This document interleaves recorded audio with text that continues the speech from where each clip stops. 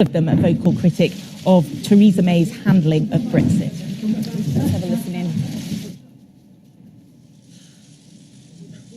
Very interested in your jacket, Anna. Do you want some water? Please, yeah.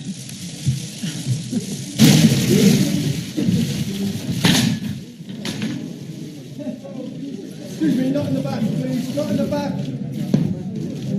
Oh, what's the back? Out of the way. Out of the way, out the back.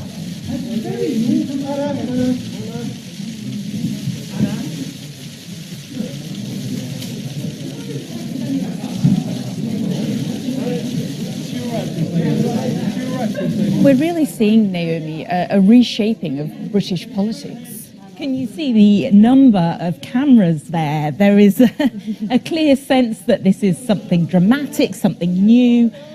Britain has seen a breakaway party before in the 1980s, early 1980s. A group of Labour MPs left their party and formed the SDP, but in the end it didn't really take off, and that's led some political observers to argue that the British system almost favours big parties like the Conservative and the Labour Party rather than smaller parties.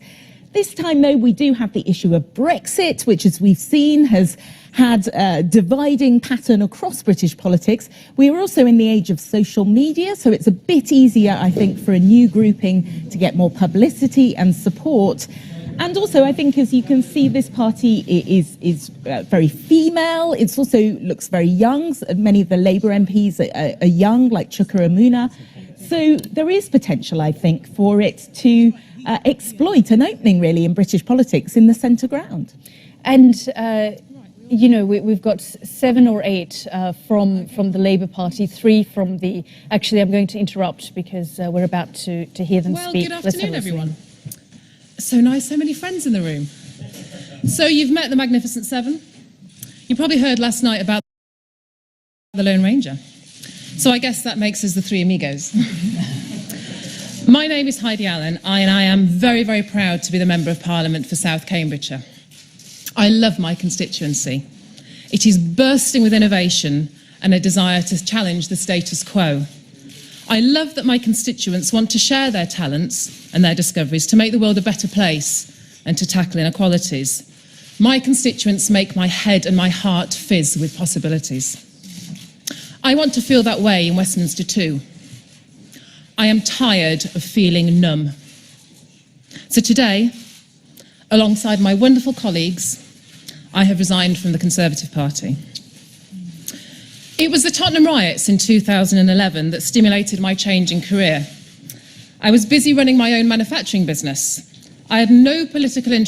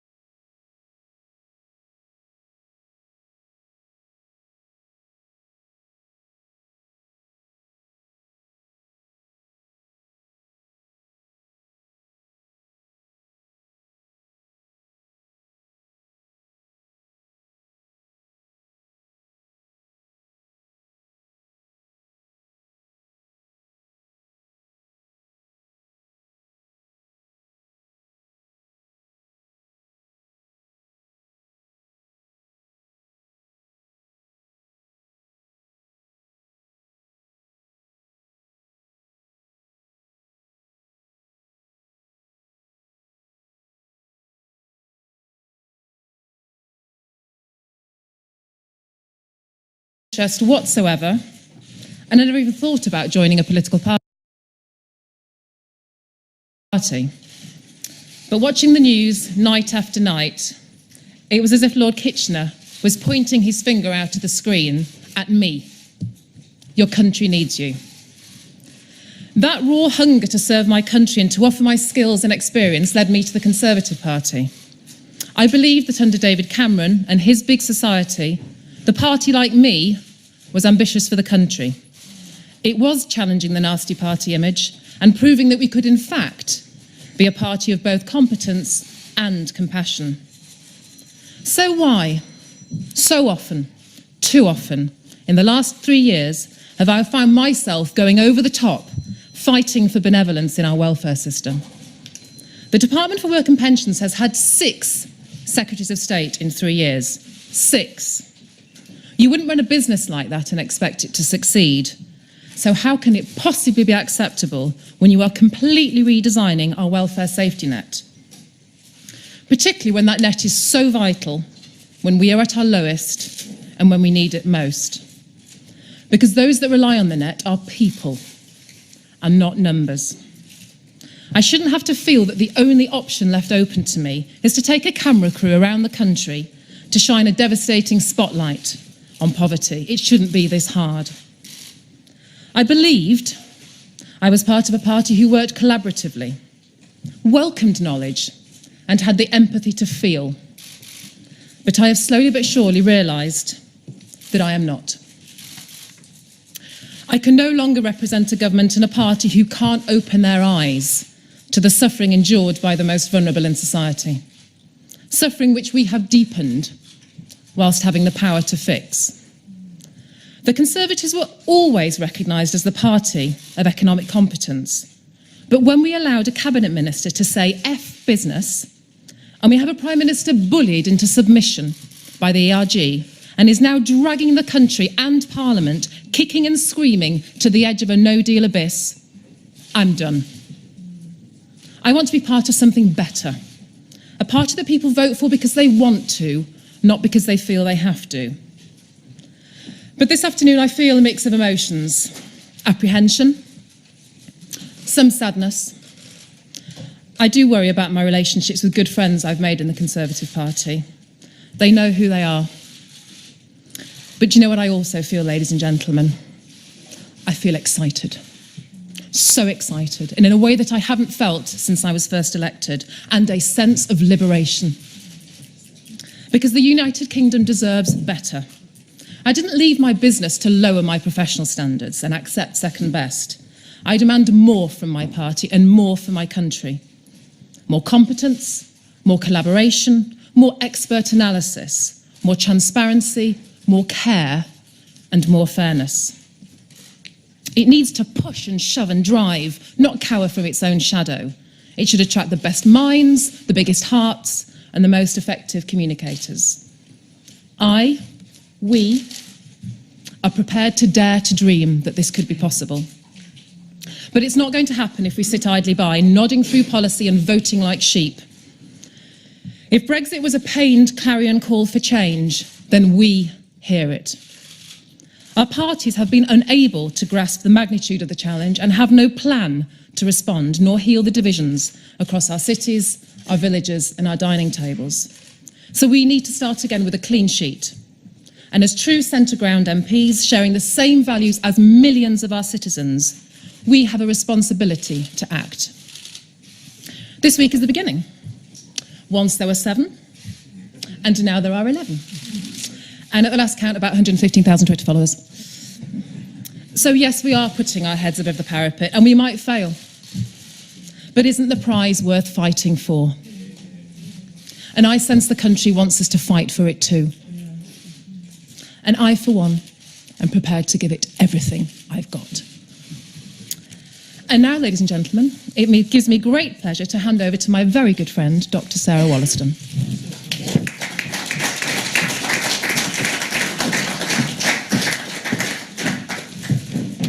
Wow, follow that. I'm not going to talk for long. I just think that it's with great sadness that I'm leaving the Conservative Party today, and I think there are 3 questions. Why now, and what next? So first for the why, I have to ask myself, would I have joined the party in 2009 and sat to be the first ever candidate selected by a full open postal primary in my Totnes constituency if the party had looked then as it has become today? And the answer is no. And I ask myself, if I wouldn't stand to be a Conservative MP, if I wouldn't encourage others to vote Conservative in a general election, then how can I possibly continue with the Conservative whip? And this is about more than Brexit. I joined the party after spending 24 years as a frontline doctor in the NHS, wanting to make a difference, joining a tolerant, moderate, open-hearted Conservative Party, which I think has now disappeared.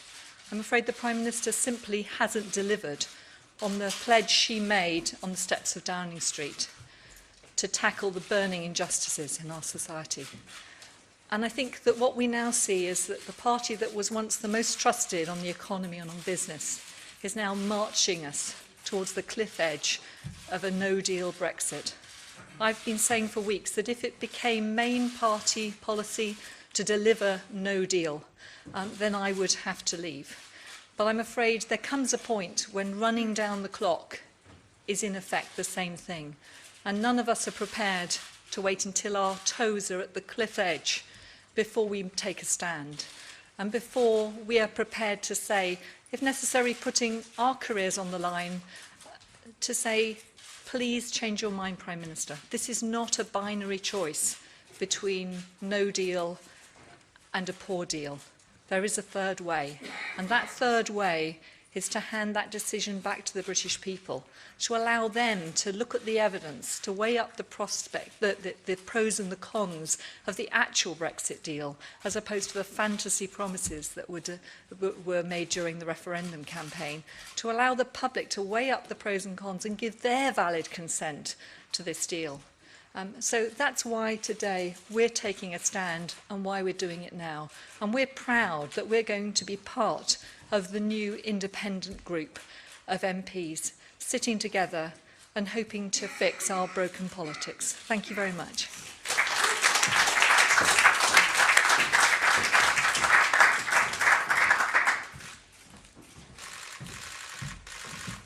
Good afternoon, everyone. The Conservative Party has been very good to me. I've been elected 3 times to represent the people of Broxtowe as their Member of Parliament. And I'm very grateful for the support and the hard work of a small team of activists, mostly members of Broxtowe Conservatives, they know who they are, friends and family who enabled me to win. I served in 2 governments as a Minister of Health, the first woman MP Defence Minister, and in 2015 I was promoted to attend Cabinet as Business Minister.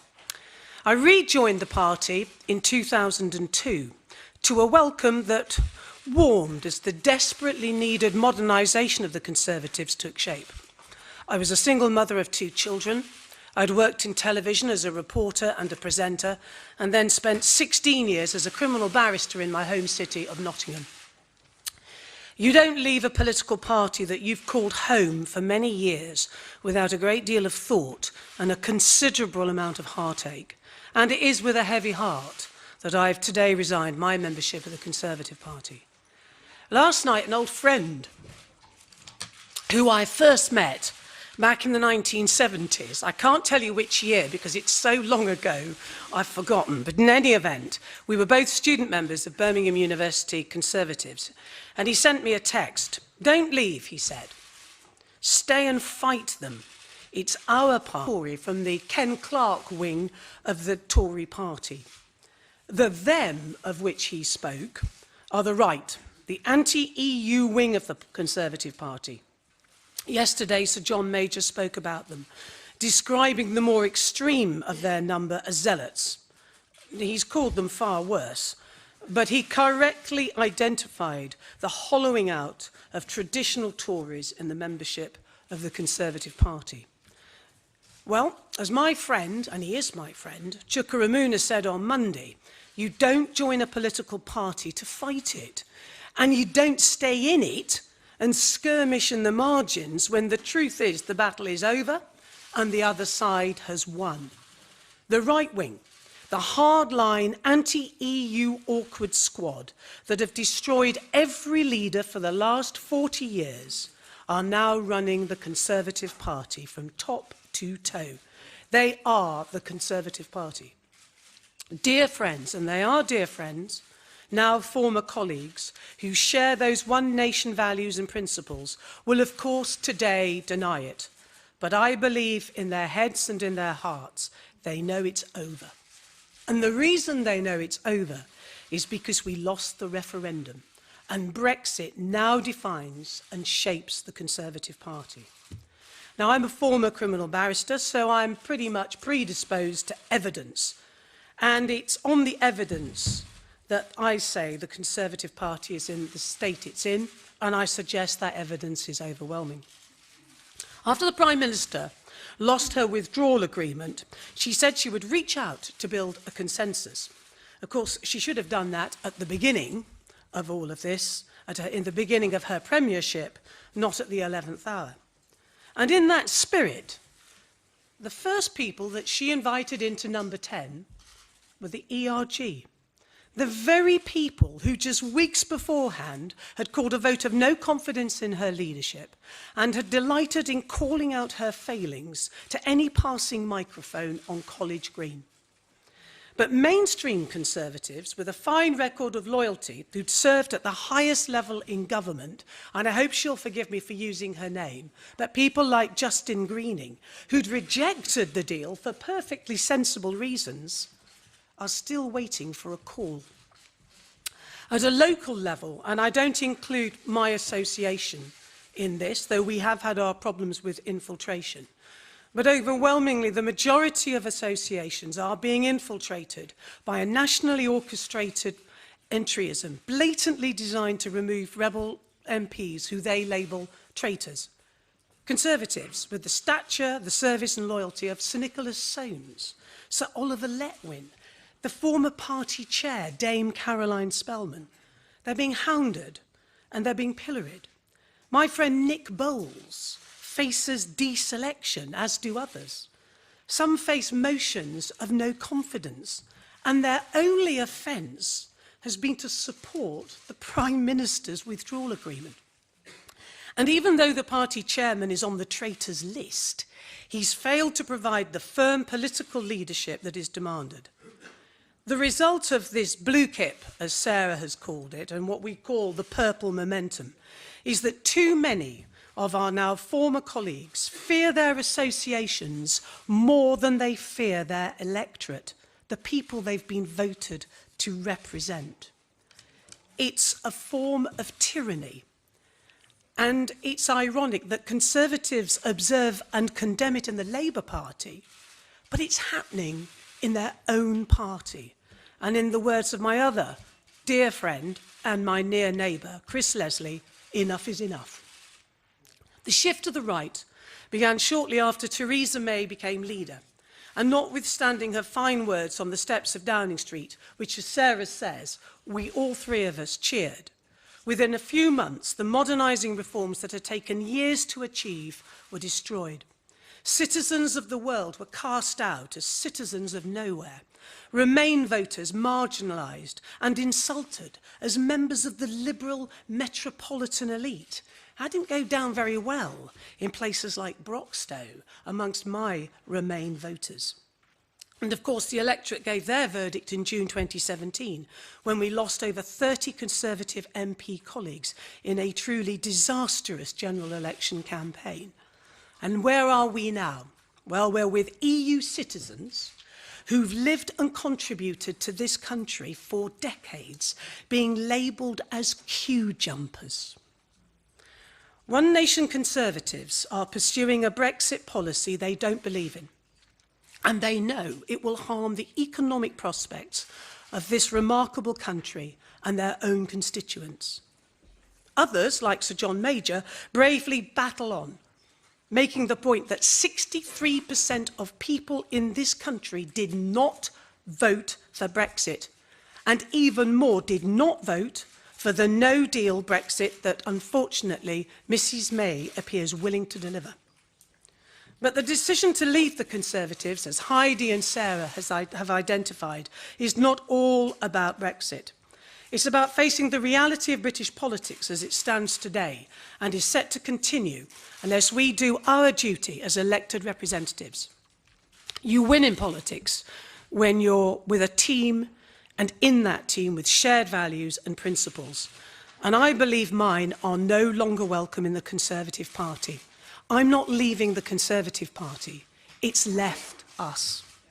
On Monday, Chuka held out the baton to people like us, and today we seize it, and in turn we hold it out to fellow One Nation Conservatives and like-minded Lib Dems that I certainly had the pleasure to work with in the coalition government.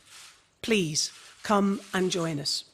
And to the millions of people who feel abandoned and not represented by either of our two broken main parties, and indeed all our parties, we share your values, your dreams and your aspirations. We three have never been called your so-called typical Tory.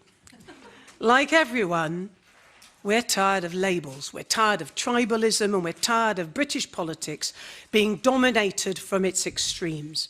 It's time for change, and we are a team with your support that will deliver that change. Thank you.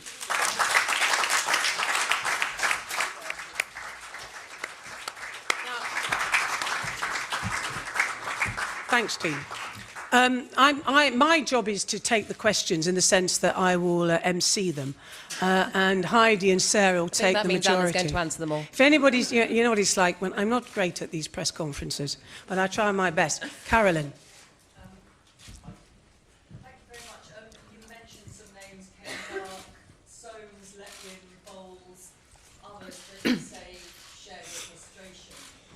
Have you got any commitments or indeed a suggestion from any of them that they may follow you? Heidi. I suppose from the way I look at it is, yes, I mean, you know, everybody here knows what Westminster's like, and it's conversations in corridors and people scuttle around. Because our two parties, particularly, but I'd say all of them, you're suppressed. So having the courage to do what you know is right is hard. But are there a number of colleagues in all parties who are keen to join us? Absolutely. But everybody has to get there in their own time. You know, we had no idea that Chuka and the team were going to, as they say, pick up the baton on Monday, but it felt right for us to pick it up on Wednesday. So I think everybody will get there in their own time. But yes, we do believe there are a significant number of colleagues. Sarah, do you want to add anything? I think it's for those colleagues to speak for themselves rather than for us to name them. But certainly there are a number of our colleagues who are deeply unhappy, and particularly deeply unhappy about no-deal Brexit. And what I would hope is that ministers will have the courage of their convictions to actually step down from their posts.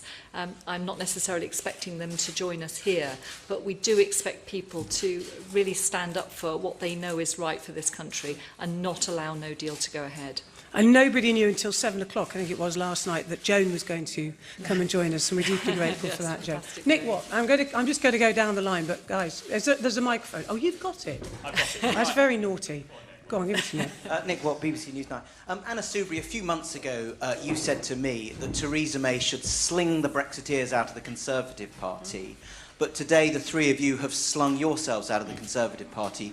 So do you and those remaining One Nation Tories in the Conservative Party, have you comprehensively lost that battle? And in aligning yourself with this new group, are you appealing to all voters, however they voted in the Brexit referendum, or are you only appealing to those voters who believe that referendum result was a big mistake? No, I think we are absolutely appealing to everybody. I mean, there's no debate about that at all. And at some stage when this nightmare, and it is a nightmare, Brexit, and in whatever form it ends up in, this country has a huge job to do, which is to heal these enormous divides. And one of the frustrations that we have is that none of that work has been done by this government in the over 2.5 years, as it now is, since the referendum. Absolutely nothing has been done. And not just to heal the divide, but actually to look at the causes of Brexit as well. And you talk about the fight, Nick, and I was involved in the fight when I was a student politician, and it's a bit like Groundhog Day, a lot of this. But, you know, we won it back, and under Cameron, we saw this great modernisation that brought people like Sarah in and then brought Heidi in. And it's all been thrown away. And, you know, the simple truth of it is, as I thought I'd outlined, you know, that the party now is in the grip of the ERG, and it's shifted to the right, and it continues to carry on. And we've seen that. We saw it only the other week with the move to interfere with foreign aid, overseas aid development work, and the commitment to 0.0%. It's begun, and it will keep on going because the Prime Minister is in hock to them. absolutely ad hoc to them. Yes, sorry. Paul Brand, ITV. Sorry, News. Paul. You're all colleagues in ITV as well. I know. Don't say that, we're getting into terrible trouble. You'll get terrible hate mail now, Paul. I said colleagues, not necessarily friends and allies. And so it begins. I'm just defending my impartiality. It's John nothing Pienaar next. No. Go on, sorry, Paul. 2 questions. Firstly, having left the Conservative Party, don't you now make it more likely that Theresa May will tack to the right, try to woo those Brexit-supporting MPs in her party, and deliver the hard Brexit that you all fear? And secondly, Anna Soubry, you have said in the past that Jeremy Corbyn is a greater danger to Britain than Brexit.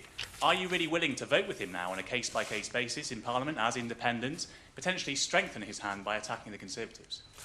Heidi, do you want to do the first one first? Yeah, so on the point about will it make the Prime Minister tack yet further to the right, and all these things, of course, we've given great consideration to, because this is a big thing to do, huge. And you need to be very careful. You know, this isn't about us. It's about what we think is the best outcome for the country. And what we are hoping, you know, we'd run out of ammunition. There was no other conversation, no other persuasion, no other amendment. There was nothing else we had left in our pockets. And this is in part designed to be a wake-up call, because her majority is now less than it was. She knows the party is full of people that feel the way that we do, so she will have to, finally, once and for all, we believe, see the ERG off, because otherwise this is a taste of more to come. Sarah, do you want to add anything? All I would say is, instead of constantly reaching out to the ERG and the DUP, I would say we are now a bigger grouping than the DUP, and that if she wants to get her deal through, she could get it through by making it conditional on a second referendum to confirm it.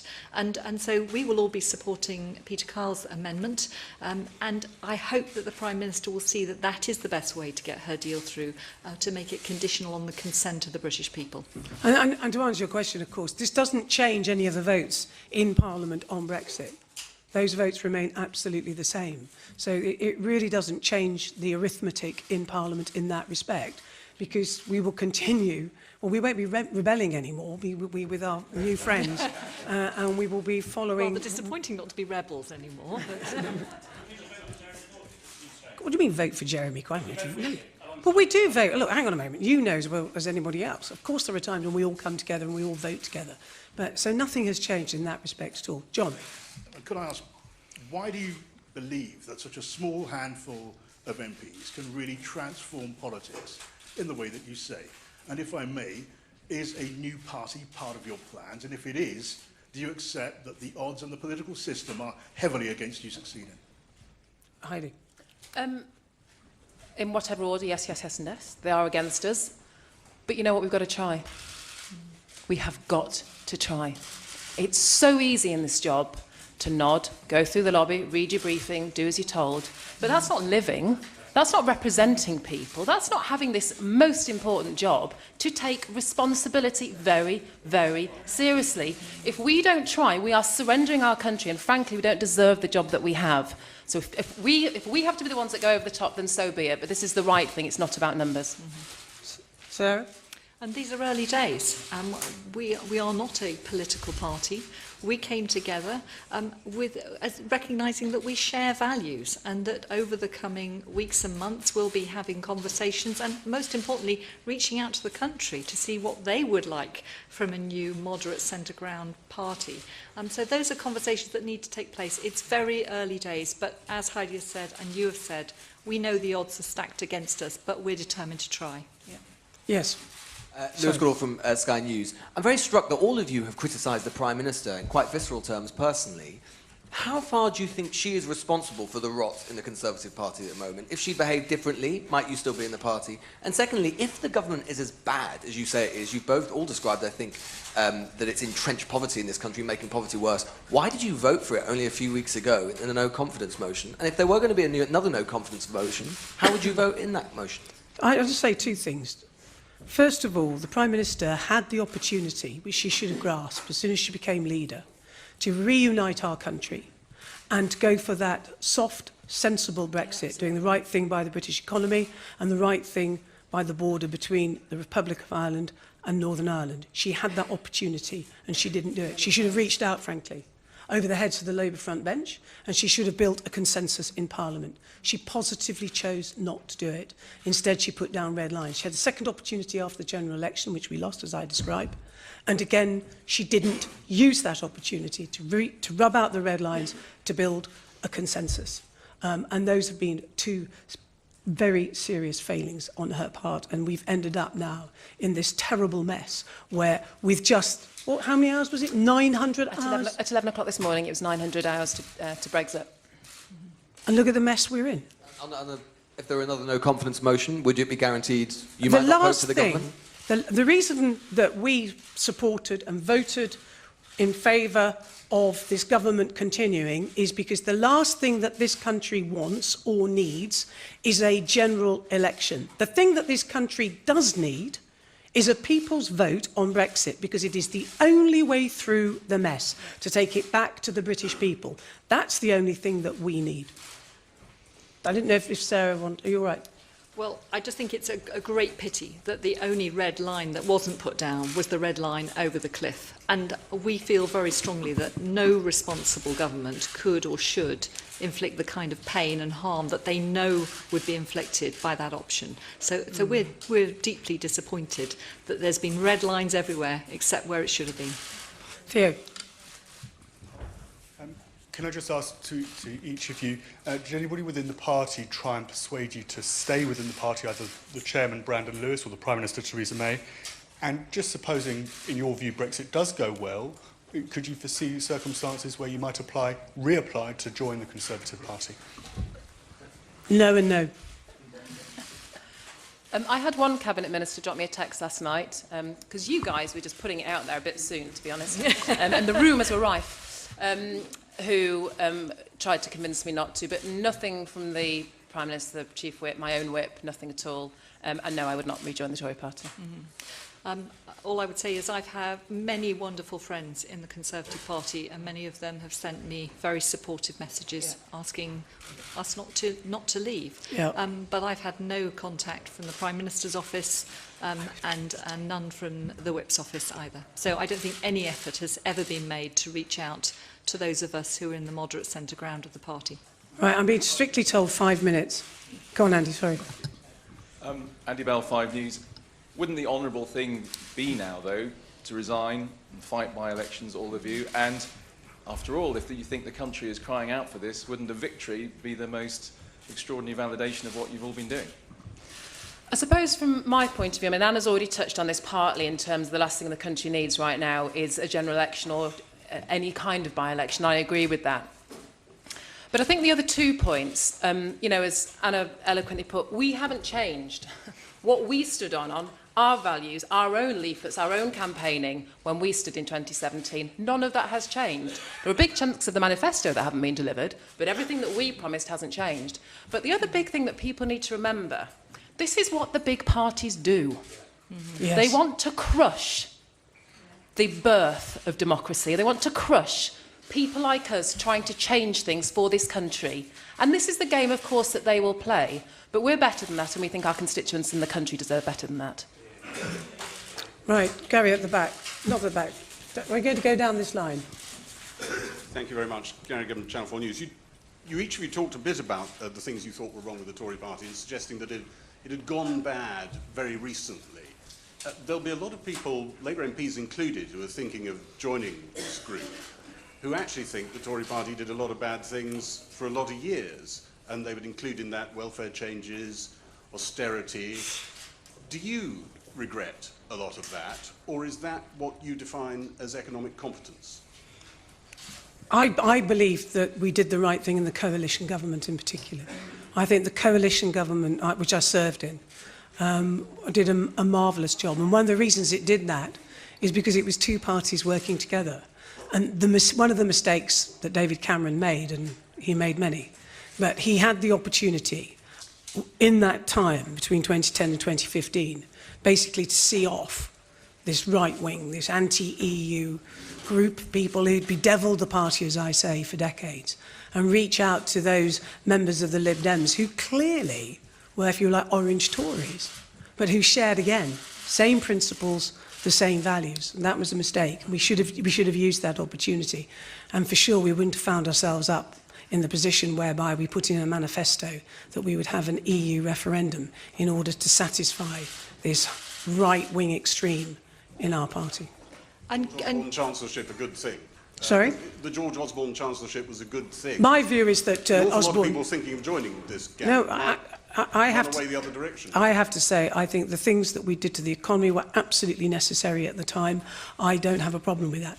But I think there have been difficulties, and I would say, and as I've said in the House of Commons, I think that certainly for local government, who bear so many of the cuts, certainly my county of Nottinghamshire finds it, which is run by Tories, and is very competent, has found itself in a position now, whereas if it doesn't get more money, it will go into a dangerous deficit. And isn't it extraordinary, just at the point where we can start to reverse austerity and really get to grips with some of the inequalities to reduce those, we are knowingly and deliberately possibly sending ourselves back into an economic downturn, depriving us of the opportunity to make progress. So I think it's absolutely extraordinary that any Conservative government would even contemplate that. Right, I don't know where to go. Who's got the microphone? I think that's the easiest way, isn't it? That's very bad. Hi, William James from Reuters. You said yourself earlier that you can't change the arithmetic in Parliament. So as a 3 or as an 11, what can you actually change? Well, when I say, I think what I said was the arithmetic won't change because we've left the Tory party and we will still vote in the way that we were always going to vote on Brexit. I'm hoping that this will really concentrate some minds of colleagues in the Conservative Party that we know share our concerns and also share our values and our principles and are very unhappy about the direction of travel. I think the other thing that I would say is this. I also hope it gives courage to members of the government who are deeply concerned about this no deal becoming a real possibility. And it will give them the courage next week to do what, frankly, some of them should have done a long time ago and be true to what they believe. And if they need to leave government and vote against the party line on Brexit, they've got to do it. Because, frankly, if we have got the courage to do this, they come and follow that. See it, grasp it, do the right thing by your country, and start putting the national interest first. I'm so sorry, I don't know your name at the front. I'm hopeless at names. Ross Kempsell from Talk Radio and Talk Sport. What is your personal message, each of you, to the Prime Minister? You've written her a letter, but you are very aware of the political challenges that she faces. Many of you, apart from on the issue of Brexit, have been very sympathetic with her across other policy. What do you say to her as a fellow parliamentarian, a fellow MP, a fellow Conservative, or you're now former Conservatives, facing the challenges that she faces? Sarah. Do not take us over the cliff. Reach out to the moderates that are left in your party, or you'll lose those too. Anybody else? Actually, I've not been over here. A woman. Sorry, that is... But it is important. Have you noticed? Is it 65%, Chuka? Two-thirds of us are women. Yeah, that says a lot. Sorry. It's Hannah Lothman from BuzzFeed News. I've got one question for all of you and one just for you, Anna. You mentioned entryism. Who are these people, where are they coming from, and how many of them are there? And just for all of you, how close do you think Tory colleagues are to joining you? Can I suggest the entryism question is perhaps best answered by Sarah, because you've had it particularly strong in your constituency? You can just see for yourselves the very aggressive and well-funded social media campaign that has been waged against many of us, describing us as traitors, all sorts of language. And the trouble is that that kind of language has consequences. It has consequences not only in the threats that we receive, the deluge of really threatening calls that our staff have to deal with. It's really horrible. But it does mean that our associations are changing. As I've said about my colleagues in Parliament, I have many, many friends in my local association, and none of this is a reflection on the executive of my association. And I have many friends, but it's very clear to me that our associations are changing. And increasingly, actually what we're having is people who are quite clearly UKIP members, and they are changing the associations and turning the Tory party into a blue kip, as I've described. I think, if I may say, if you go on the Leave EU Facebook page, you will see the name and shame of traitors, with people like Nicholas Soames on it. And then you'll see the blatant join the Conservative Party to deselect, and then they name the people. Contact us and we will help you join in order not just to deselect members of Parliament, but also to take part in what they believe will be, in some, I don't know, 3-6 months or whatever, the leadership election for a new leader. This is the most blatant undermining of democracy that I actually have, well, it's never happened before in the Conservative Party. And it means in the real world that we have colleagues, and we can't name them, we have colleagues who will not vote in the way that they want to vote because they are frightened of being deselected or in some way admonished by their associations. As I said, they're not frightened of their electorate. There's nothing wrong with that. They're frightened often of zealots, as Sir John Major called them, who are in charge in their associations, and that is not meant to be the way of the Tory party. Gosh, so... Can we pick poor little Owen, who's been trying quite hard? That'd be Sorry? okay. Owen has been trying quite hard. Oh, sorry, go on. Thank you, Heidi. This is creeping, I know, Lindsay. Go on, go on. Sorry. We might need them, Anna. Obviously, everyone who's joined the independent group shares the same view on Brexit. I wondered if you could think of perhaps 2 other policies which unite all 11 of you outside of the European issue. God, to be truthful, there are so many. I think genuinely tackling the burning injustices. We were all inspired by what the Prime Minister had to say on the steps of Downing Street, and we want to be part of a movement that actually delivers that. I mean, I'd cite the domestic violence. I mean, to be truthful, there's very little, as you probably know, there's not very much going through Parliament. I mean, you all that go down, you will see that this week has been a few statutory instruments and general debates, and that's it. But I mean, just take the domestic violence bill. That's something we all agree on. Widespread support for that. No problem at all, except it doesn't extend, of course, its jurisdiction into Northern Ireland.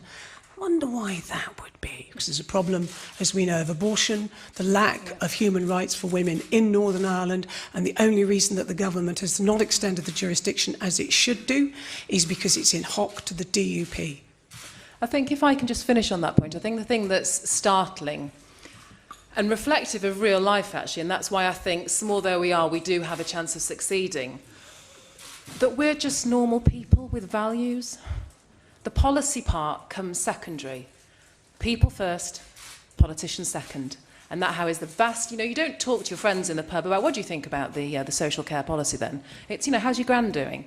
Yeah. And that's the kind of grouping that we are, and that's been very important. It's literally you park your pre-branding at the door and we talk about values and what's right, and let's discuss it. And what's very important is we need to bring the British public into that conversation. Well, I think on that note, I'm told in very strict terms that is it. Thank you very, very much indeed for waiting and for coming along. Thank you very much for coming along. I think we're giving interviews. Thank you. You're watching Afternoon Live from the BBC. Good afternoon to you. I'm Sean Lay. We have been hearing from the 3 former Conservative MPs who announced this morning that they were quitting the party. They will sit with the independent group, those what was originally 7 Labour MPs that has now risen to 8 with the departure this morning of Joan Ryan, the MP for Enfield South. You've just heard Anna Soubry. She was the Conservative MP for Broxtowe.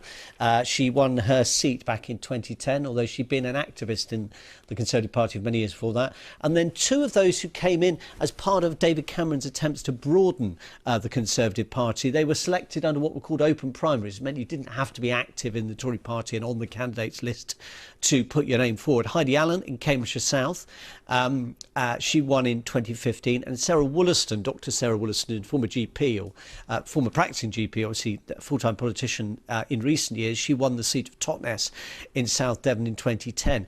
Now, both she and Heidi Allen were people who perhaps had joined the Conservative Party in the Cameron years. Anna Soubry's involvement in the Conservatives goes back 40 years.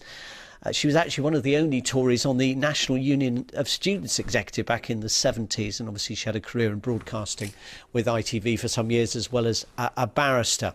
Let's hear now from one of those who was part of the efforts to broaden the selection of Tory candidates under David Cameron's leadership, Grant Shapps, former chairman of the Conservative Party. Grant Shapps, joining us from Hertfordshire, your constituency. Thanks very much for being with us on BBC News on Afternoon Live. What's your reaction, first of all, to the decision they've taken and the concerns they've expressed about the direction in which the Conservative Party is heading? Well, I'm really sad about the decision they've taken, I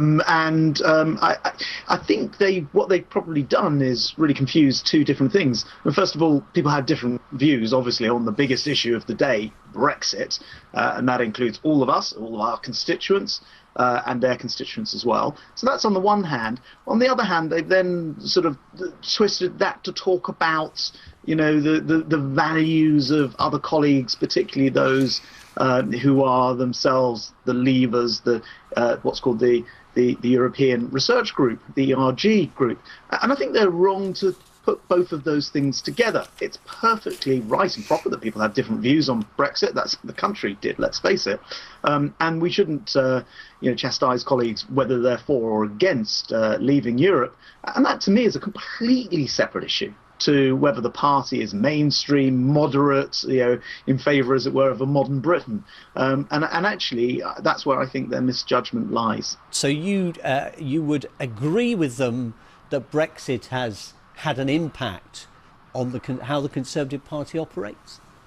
Well, because Brexit's the defining issue of the day. In a sense, people say, isn't it terrible, the political parties are divided, but the political parties are actually, in that sense, quite representative of the country as a whole, because, if you speak to your communities, if you speak to your own family, you'll find most families have members who voted in different ways on the Brexit issue. So, of course, that's going to happen. What I disagree with is the way that my three now former colleagues have sort of said, well, because of this now no longer means the party is moderate or modern, and as you mentioned, a couple of them were selected, I think, actually, whilst I was chairman in one case. But there's a difference between being modern and moderate and simply believing, as some of my other colleagues do, that we should be honouring the referendum and leaving Europe. That doesn't mean you're not moderate. I say this as a Remain voter as they were, though I recall Sarah Wollaston was actually a Leave voter throughout most of the referendum campaign, and then switched just a couple of weeks beforehand.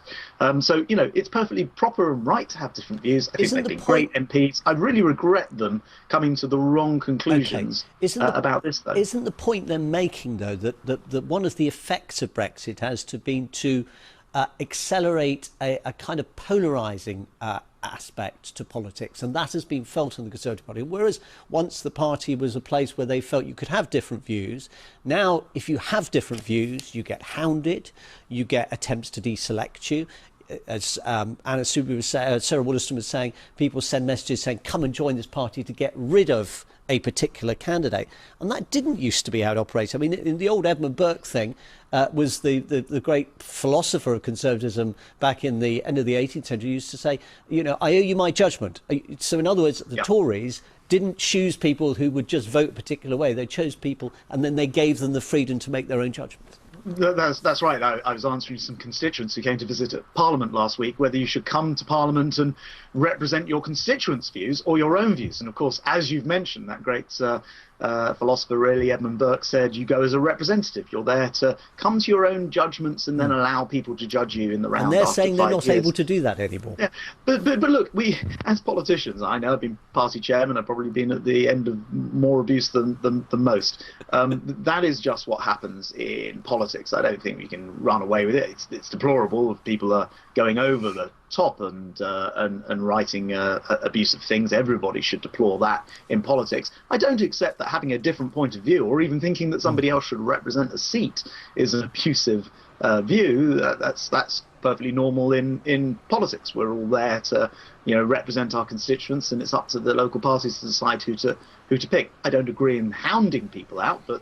to represent different views, there's no problem with that at all. And look, I had a look. I'm a Remain. I voted Remain in the referendum, right? I had a look at, there was an influx of new members last year, 50 so of the most recent members. I analysed who had joined. And this is not some sort of takeover by former UKIP. There were a couple of people who I think had become disaffected earlier on with the Conservative Party and rejoined. But actually, it's just people wanting to be involved. And I completely reject the idea that just because some of my other colleagues are very strong on the Brexit side, that they're somehow not moderate. In fact, they're the ones quite often who are most in favour of quite a liberal immigration policy, for example. How then should the Prime Minister handle this? Do you kind of denounce these people? Do you ignore them? How do you ensure that they are not followed by other Conservatives? Well, I certainly don't think you denounce people. It's up to them what they want to do, and they've been good members of Parliament and certainly very vocal members of Parliament. So I don't think the Prime Minister would or has denounced them.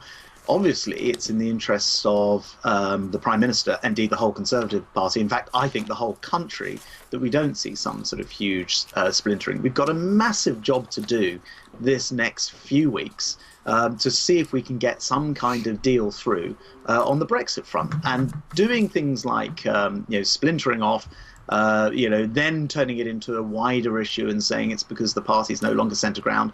It's not true. I think the party is very much centre ground these days, and B, it doesn't actually help to achieve the objective of finding a sort of good landing place as far as leaving the EU is concerned. So I think those are the kind of issues that at stake, and I hope that, I'm sure, in fact, the Prime Minister will say the right things in a case like this and persuade people that we should stick with this and try to get a position where we can agree and get Parliament to agree and be able to move on. Grant Shapps in his constituency in Hertfordshire. Thanks very much for joining us this afternoon on Afternoon Live. Let's cross now to our political correspondent, Vicky Young, who's been at that news conference in central London.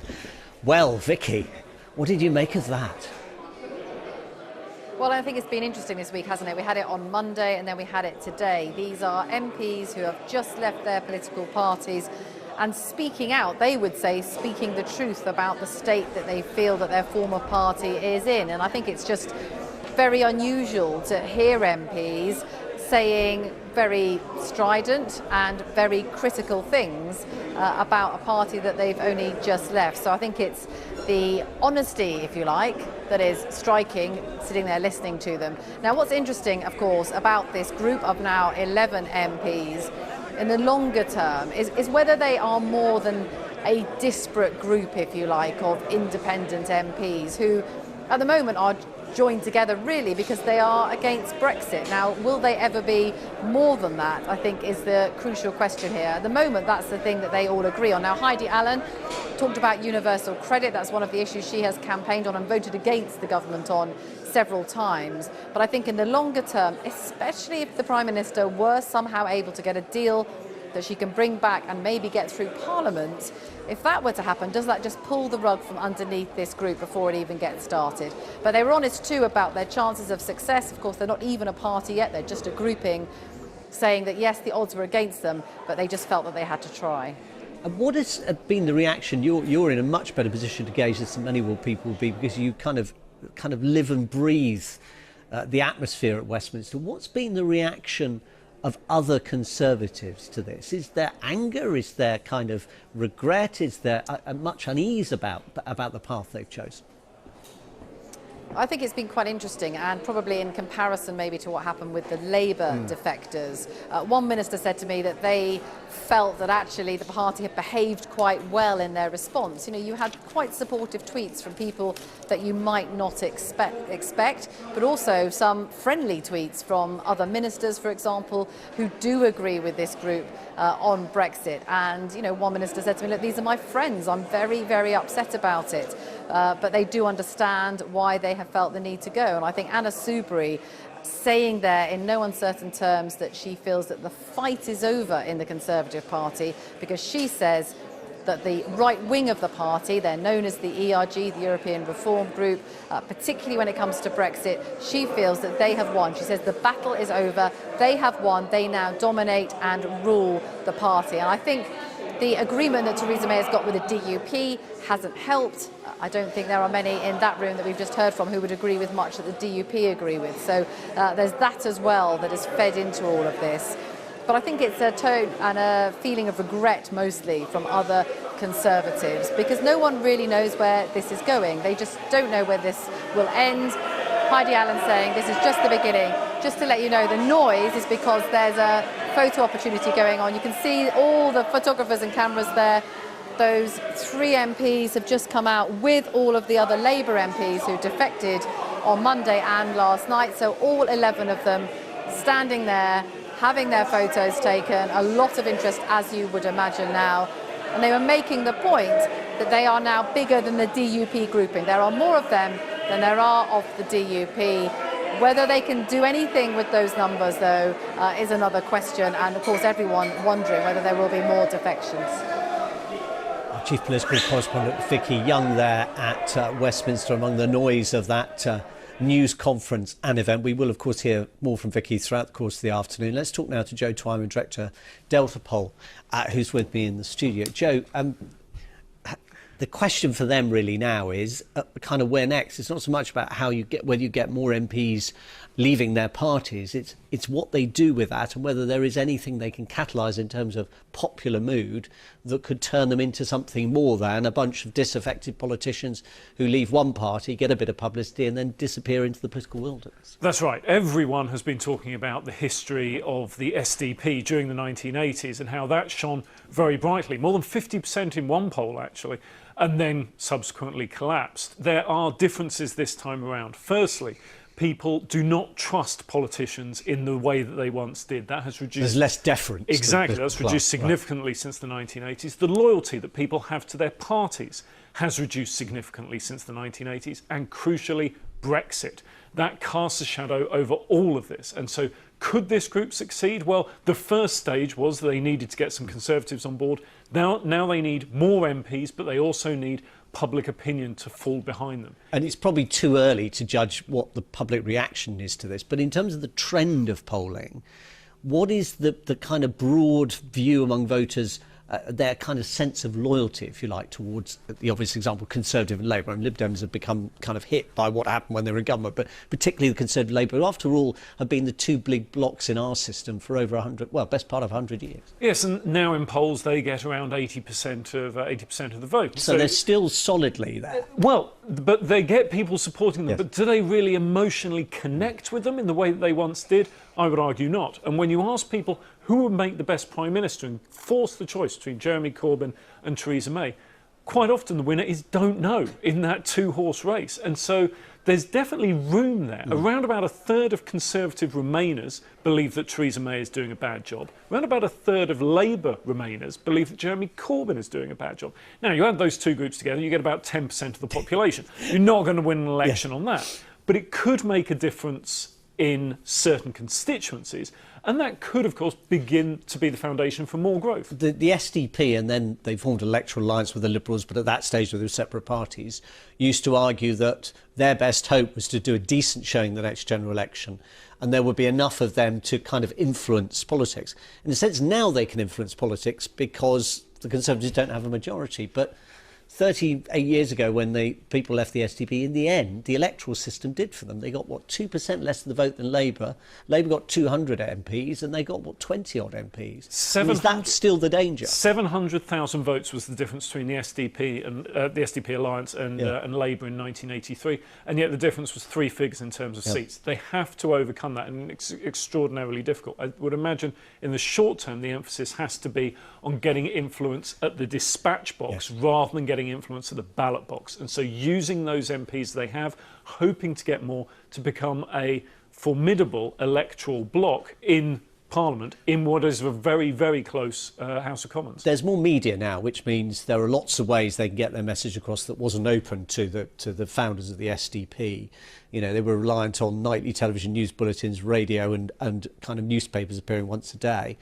So they'll be on social media, they'll be on continuous news channels like ours, they'll be on the radio stations, all the rest of it. They'll be bombarding people with emails and tweets and all of that.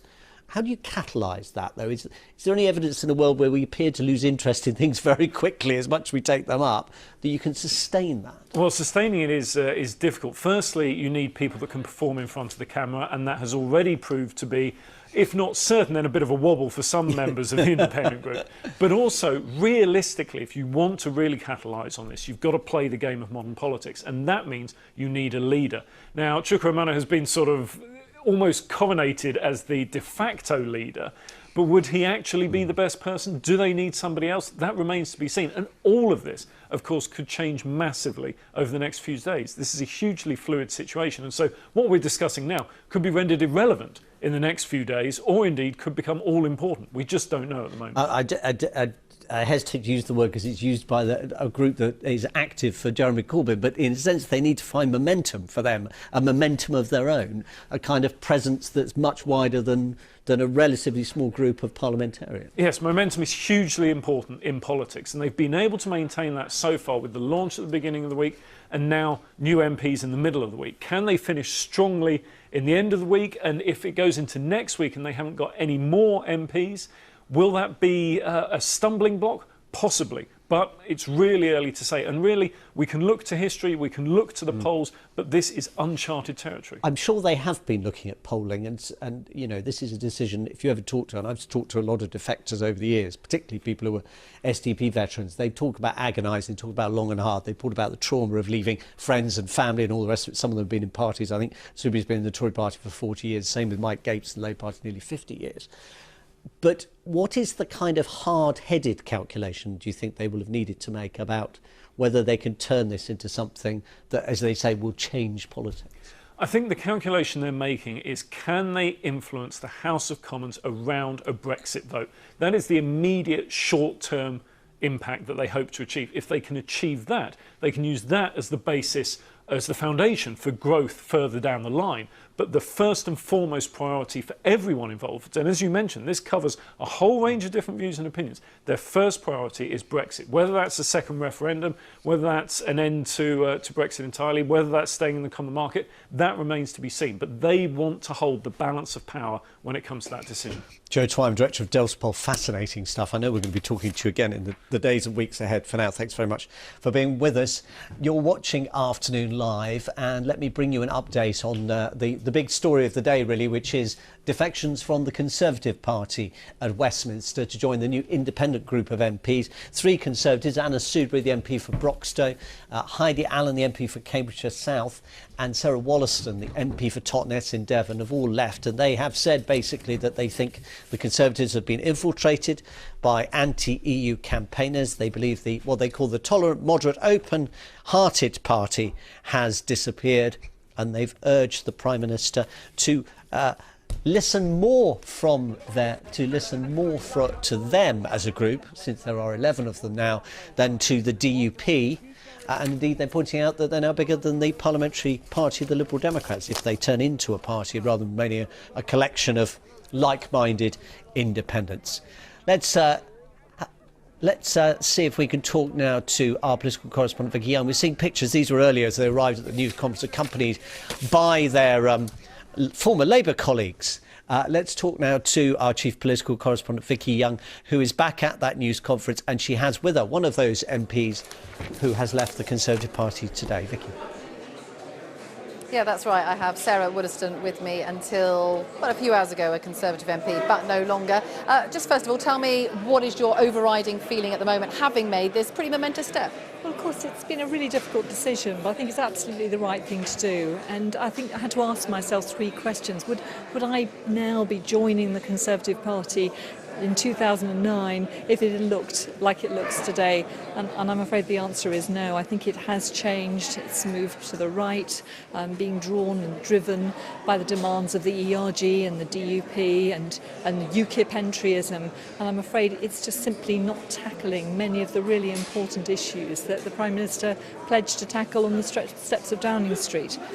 So you're talking there about Brexit, really, the European Research Group. They are pro-Brexit, but that doesn't mean that they are running the party. Why do you say that? What evidence do you have that they're running the party? The point is, repeatedly, what we're seeing is policy being driven by their demands. So what we saw was the Prime Minister coming to the dispatch box last week saying we're absolutely going to go for a no-deal Brexit if we can't get our deal through, despite having had votes in Parliament that made it clear Parliament doesn't want to deliver a no-deal Brexit. And many of us feel that no deal would have such catastrophic consequences for the constituencies that we represent, that no responsible government should do that, to take us over the cliff in less than 40 days' time, when we're completely unprepared for that, and we can already see some of those consequences unfolding.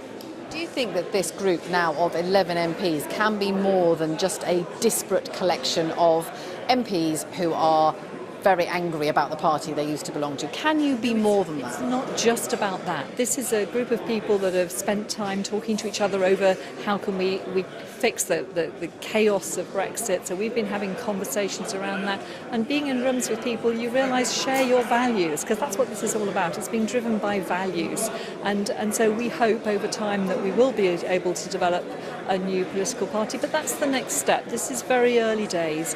We know there are many MPs from across the political spectrum that would like to join us, and so we're opening a huge invitation today to say, if you share our values, please come and join us. And do you think that any of them will? Yes, I do, and I think particularly if the Prime Minister continues down this path of de facto taking us over the cliff edge, I think many more will, certainly from the Conservative side.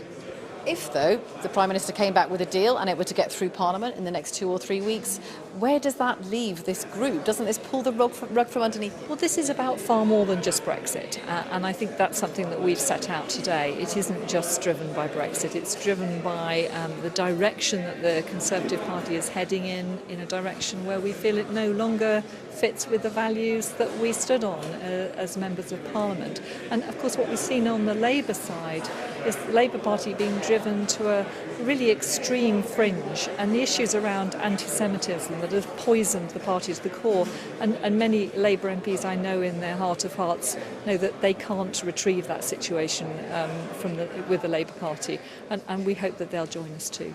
You want a second referendum on Brexit because presumably you think that's the democratic thing to do. Some would say the democratic thing to do would be to have a by-election in your own constituency. Well, I think the last thing the country needs right now is a general election or more by-elections. What the country needs is for the Prime Minister to put her deal, which is the only realistic Brexit deal, to the public, and to give the public a chance for themselves to weigh up the evidence, the risks and the benefits, and ask themselves, is this the Brexit they voted for in the referendum, or would they rather stick with the deal that we have? So we'll be supporting the Peter Kyle amendment that will be coming in the next week, which will be saying, look, we can help you get your deal through Parliament, Prime Minister, if you make it conditional on obtaining the valid consent of the British people. And instead of pandering to the ERG and the DUP, the Prime Minister could recognise that she could get her deal through by actually talking to the moderates on both sides of the House, who are prepared to help her get her deal through,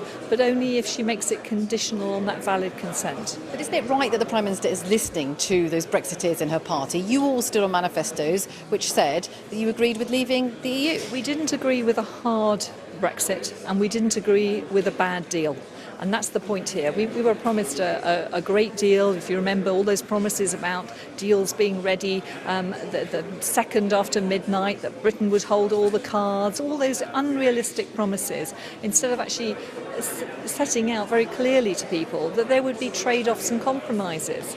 And none of those trade-offs and compromises were there during the referendum campaign. So I think it's right that everyone has the chance to weigh up the evidence, not just MPs, but all of the public. Look at Brexit, warts and all, and say, is this really what you wanted to do? Because the consequences will last for generations. And we very strongly believe this is about valid consent. Just finally, did the Prime Minister try and persuade you to stay in her party? I mean, we have many friends, all of us, throughout the Conservative Party, many of whom have been contacting us over the recent days, but we've had no contact from the Prime Minister or from the Whip's office to try and persuade us to stay. And I think that's a shame. I think it speaks volumes for the fact that there is much more interest in what the right wing of the party want and actually moving away from that moderate, tolerant centre ground which was the party that we all joined many years ago. Thank you very much indeed. So that's the view from one of the latest recruits to this new independent group of MPs. And as they say, the odds are stacked against them, but they felt that they had to try to do something. Vicky Young at Westminster, thanks very much. More from Vicky in the course of the afternoon. Time story in Afternoon Live is the Conservative MPs who've resigned from their party over Brexit and what they call the Tories lurch to the right. Anna Soubry, Sarah Wollaston and Heidi Allen will all now sit with the independent group, which was announced at the beginning of the week by 8 former Labour MPs, who will now be joined by a 9th who was actually with them, as were a number. You can see the 9th Labour, or rather the 8th Labour MP, I should say, in the centre of the picture there. That's Joan Ryan, Labour MP for Enfield North, Joan Chukwuemeka, and the others who left the Labour Party at the beginning of the week. There are now 3 Conservatives who joined them. Our Chief Political Correspondent Vicky Young is at their news conference, and she has another one of them. Yeah, and they are making the point that the grouping now with 11 MPs is larger than the Democratic Unionist Party, who, of course, hold the balance of power. But, of course, nobody knows what the future holds for this group. Let's find out if someone has one idea. Heidi Allen is with me now. What is the future for this group? Can you be more than just a collection of MPs who have been pretty miserable with your own parties?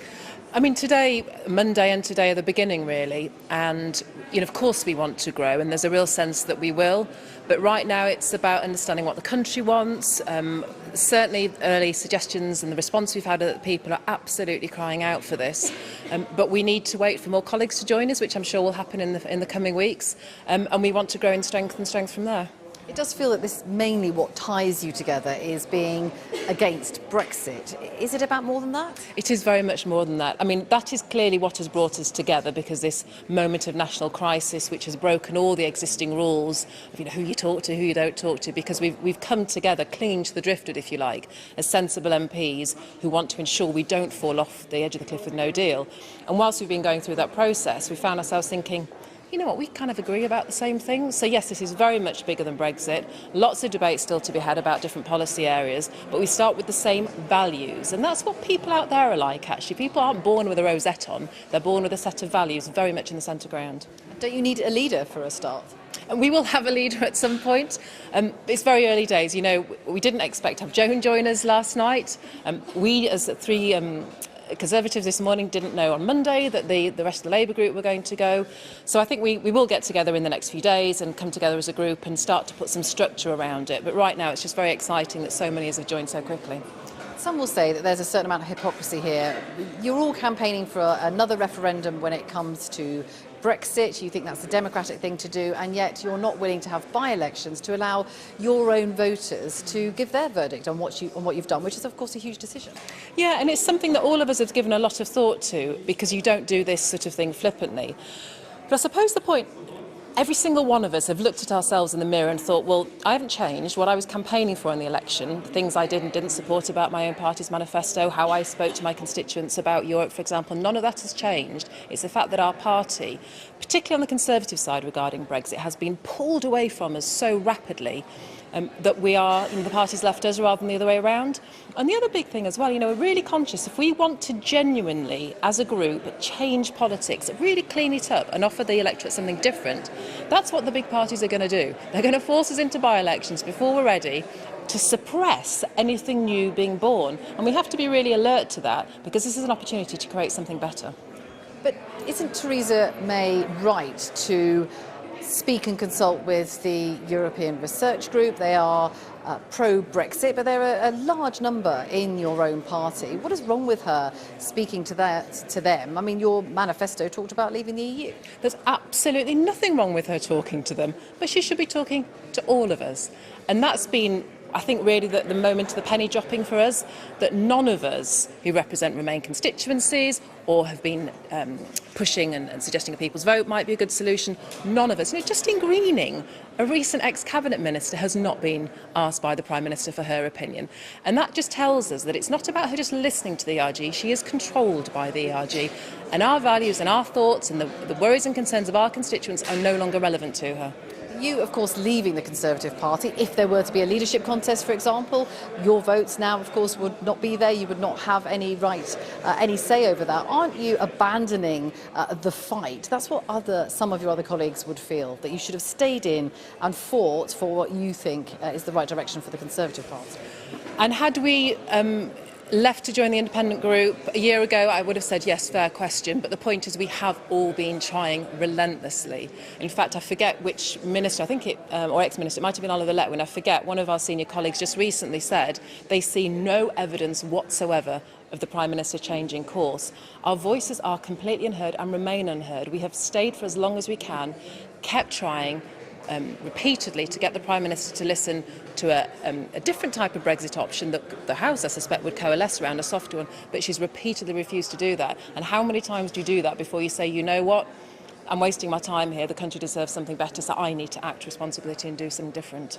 And how confident are you that there will be colleagues who will join you? I spoke to one minister today who didn't seem to think that there would be any willing to do what you have done. Well, I disagree with that. Of course, like all these things, time will tell. But just given the response I've had from, as much as I've been able to keep it with my phone beeping at me, numerous colleagues, understanding why I'm doing it, want to talk to me. A couple actually wanted to come to this press conference today. The Lib Dems seem quite open. So I think, the next few weeks are going to be really interesting. You think there's a possibility that the Lib Dems might join with you as an independent grouping? I mean, they're the ones who have a national profile. Yeah, I think, rather than labelling groups, I think there can be MPs in all parties, actually, that are tempted by our offering. The Lib Dems, of course, do seem like an essential natural fit, if you like, but it's a decision for every single MP to take, regardless of their party. Okay, Diana, thank you very much indeed. So no one really knows what the future will hold. Obviously, from Monday to now, there seems to be this new grouping, 11 MPs who insist that they can make a difference to British politics in the coming weeks and months. Yeah, what was it? Harold Wilson said, Vicky, a week's a long time. We've only got to, Wednesday so far? Who Vicky knows what's coming later? Yes. At Westminster, the Conservative MP and Chair of the Welsh Affairs Committee, David T.C. Davis, the MP for Monmouth, is with us. Mr. Davis, afternoon to you. Good afternoon. How big a challenge do they represent to the Conservative Party? Well, in the short term, it's not going to change very much because they weren't backing the Conservative Party anyway on the Brexit vote, so it makes no difference at all. I mean, in the longer term, obviously, we'll have to wait and see. I'm a bit of a student of history, and obviously when you do get people breaking off like this, it sometimes does have consequences, although they're usually quite hard to predict, so we'll have to see what happens in the longer term. I mean, I have to say, though, I listened to that interview just now with Heidi Allen. She stood in 2015 on a manifesto that said that we were going to offer a referendum on Europe. We won the election, we offered the referendum, we said we were going to respect the result. She went along with that. In 2017, I don't know what she was saying to her constituents, but our manifesto was clear. We said we were going to implement the result of that referendum. And so I really do think that if she was willing to stand twice for the Conservative Party on that policy in general elections, to turn around now and say, well, I'm not going to back it after all, I think, well, why don't she go back to her constituents? Let's see what they've got to say about it. I heard them all saying they were doing this for their constituents. Let's see what their constituents think. They say they want a people's vote. Let the people vote in their constituencies. That's always the standard response, isn't it, from parties when their MPs defect? But it almost never happens. Because a Conservative who resigned their seat when they left the Conservative Party, or indeed a Labour politician. Well, I think of two Labour ones, one in the 70s, one in the 80s. I think Douglas Carswell and Mark Reckless did actually, when they resigned their seats, stand again in by-elections. But these people are specifically citing the need for a people's vote and saying that they're doing this for their constituents because they want a people's vote. They've got an opportunity. Let's see how much support there is for a people's vote by holding a people's vote in those constituencies right now. Nothing to stop them doing it. Is it your view then that politicians who leave their party should, in a sense it fits the idea of the recall motion, I suppose, because you can give that power to the public as a result of a reform David Cameron brought through. But is it your view that in principle politicians who leave their party should go back to their constituents? They should certainly consider. I mean, if the Conservative Party had decided to do something that was not mentioned in any manifesto ever, I can't think of an example, but some sort of ludicrous policy that nobody had ever thought. Let's say, I mean, Labour are always saying we want to privatise the NHS. It's complete nonsense. We don't want to do that. It would be a barking mad, ludicrous insane idea which nobody in the Conservative Party has ever suggested. But Labour have been saying it since 1983. And and it seems to have some currency. So, supposing some barking mad person wanted to do that, let's not deal with theoretic examples. I wouldn't support a party that was going to privatise the NHS. Yes, of course, there are times when you could leave a political party, but this was in the manifesto. What about we made that commitment in the manifesto twice. They stood on that manifesto, and they're calling for people's vote. Let's have one. Bring it on. Bring on a people's vote in their constituency. In a sense, aren't you illustrating part of the problem here? That that's very unprofessional. That's all right. Don't worry. We've all been there. I'll give you a chance to switch it off. Right. Yeah, we've all done that. We've all done that. Right. I'm not going. I'm not in school. I'd be sent out. We're not going to do that. We want to hear your view. Right. I want to put to you what Sarah Wollaston said a little earlier to Vicky Young. She said, "Look, it's perfectly true to say we stood on the manifesto, but she said the manifesto didn't say." A no-deal Brexit. It didn't say we're going to go for a hardest possible Brexit. It didn't say we're going to do something that, in their view, will endanger the economy. And therefore, in a sense, they honourably stood on the manifesto, but Theresa May's policy has deviated from that. No, it hasn't. Theresa May is looking to get a deal, and she needs all sides of the Conservative Party to come together. Now, I'm very much on the Brexit wing. I've been associated with the ERG, but I say that we all need to compromise, and I think that applies to Labour MPs as well, and it applies to those who are walking off and doing their own thing at the moment. So she's offering a deal which keeps us in the customs union for 2 years, and then will maintain an arrangement that gives us all the benefits of being in the customs union. It's actually very close. It's pretty well identical to what Labour say they wanted in their manifesto as well. So really they ought to be backing it. But can I just go back to some of the other points that they were making? I heard Heidi Allen say that the Prime Minister is not listening. I don't always agree with the Prime Minister, but I don't accept that. She's willing to listen to any members of her party. And in fact, within the last 3 months, I can't remember when, I asked to see the Prime Minister on a matter that didn't relate to Brexit. I had a meeting that morning. And it was. But in a sense, you've illustrated the criticism that they've made. Can I just put to you what they said? I'm making the point. No, if backbench MPs want to see the Prime Minister, she will see them. Her door is always open to backbench MPs. If I may put to you what they had said. They said in their letter of resignation, which they sent to the Prime Minister, and this is why I say your point illustrates it. You're associated with the European Research Group. There's been a dismal failure to stand up to the hardline ERG, which operates openly as a party within a party with its own leader, whip and policy. And that is the problem. In a sense, she is listening to people like you, but if you'll forgive me for using the expression, it's been used in British politics before, the tail wagging the dog. You don't represent, in her view, mainstream Conservative opinion, but the Prime Minister, because she doesn't have a majority, is dependent on you and the DUP. But I'm backing her deal. I've always voted for her deal. I don't think I've voted against the deal at any occasion. A lot of your colleagues have, haven't they? A number of them have, on all sides. Yes, I accept that. But I mean, the first point is she listening? Yes, she absolutely is. She's listening to voices on all sides of the Conservative Party. Is her door open? Yes, it is. I can tell you now. When I asked to go and see her, I had a meeting that morning. I mean, it was as quick as that. So I don't say you'd always get in there that quickly, but her door is open to anyone. And it's ludicrous for MPs, Conservative MPs, to say that they can't get in to see the Prime Minister. They can. How do you stop this becoming a tide, not a trickle? Look, I mean, I think there are probably a few people in the Conservative Party who are unhappy with our policy on Brexit. I mean, that's kind of obvious, isn't it, on all sides. But I just hope that everyone is going to think about what is the best way to achieve this. I understand that some people are concerned about leaving the European Union, but they need to recognise that they lost a referendum and that we're leaving in some form. I understand there are some people who would like the cleanest possible break from the European Union, and my sort of heart is with them, but my head says to me, you've got to listen to other voices as well. I just hope people on all sides are going to recognise that a deal which isn't what everyone wants, it's not perfect, it is a compromise, is going to be the easiest way of getting this sorted out within the next month, and then we can move on and we can start discussing other things.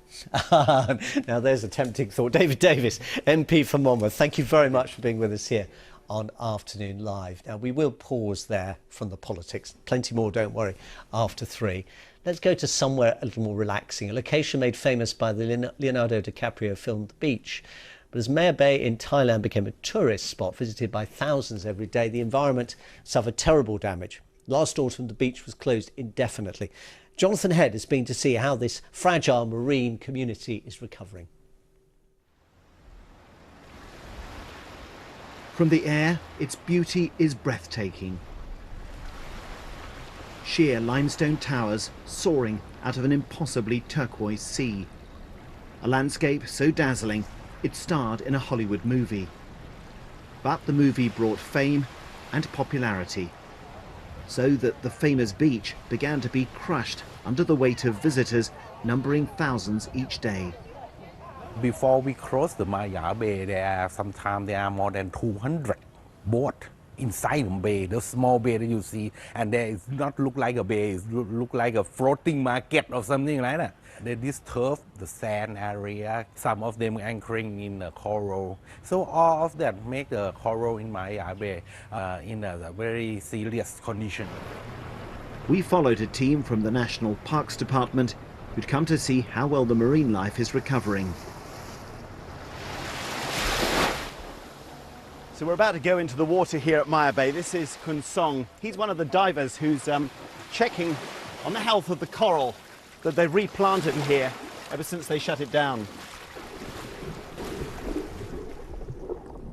Mostly, we saw only dead and broken coral. This is the damage done by years of uncontrolled tourism. The new coral is embedded back in the bay floor. It will need many years to mature, but already there are visible improvements. Yeah, we have 60 sharks, and it's the nursery ground. We have the evidence that at least 3 mother sharks get a baby born in the bay. The initial closure was for 4 months. Now it's indefinite. There is a plan for the boats to dock on the other side of the island, for tourists to walk to the beach. In truth, no one really knows how to balance the preservation of this fragile landscape with the desire of millions to see it. Jonathan Head, BBC News, Maya Bay, southern Thailand.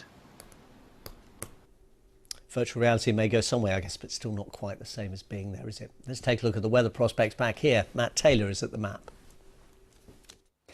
Hello there. We ramp up the spring feel weather-wise over the next few days in terms of sunshine and warmth, but out there this afternoon, plenty of cloud around, still some outbreaks of rain, especially across northern England, Wales and western parts of Scotland. The odd spot of drizzle elsewhere. Temperatures will have peaked at 12 or 13, dropping a little bit as we head into the evening. Now through tonight, central swathe of the country still like to see thicker cloud and some drizzle at times, and we will see some light rain or drizzle across some western coasts and hills too. Many, though, becoming dry into the morning. Clear skies across the northeast of Scotland. And here, the lowest of the temperatures, maybe a touch of frost to start Thursday. But for most of you, a mild start, fairly cloudy start. Morning rain or drizzle here and there, more especially in the west. A lot of that, though, fades away through the day. Much of the afternoon will be dry. Increasing amounts of hazy sunshine coming through on that southwest wind. And a real boost in temperatures around the Moray Firth, eastern parts of England, could hit around 17 Celsius, 63 Fahrenheit. Could be at those levels, if not a little bit more, as we go into Friday, with increased amounts of sunshine after early fog, and the fine conditions continue into the weekend too. Bye for now. I'm Catty Kane, Washington. I'm Christian Fraser in London. Let's start with The European Union, Brexit, Russian interference, Donald Trump's Twitter feed. We'll move on. I think there are going to be a lot of questions now. Yeah. I think it's going to be fascinating to watch. We're nearly out of time. This is a big deal. Beyond 100 Days, Monday to Thursday on the BBC News Channel.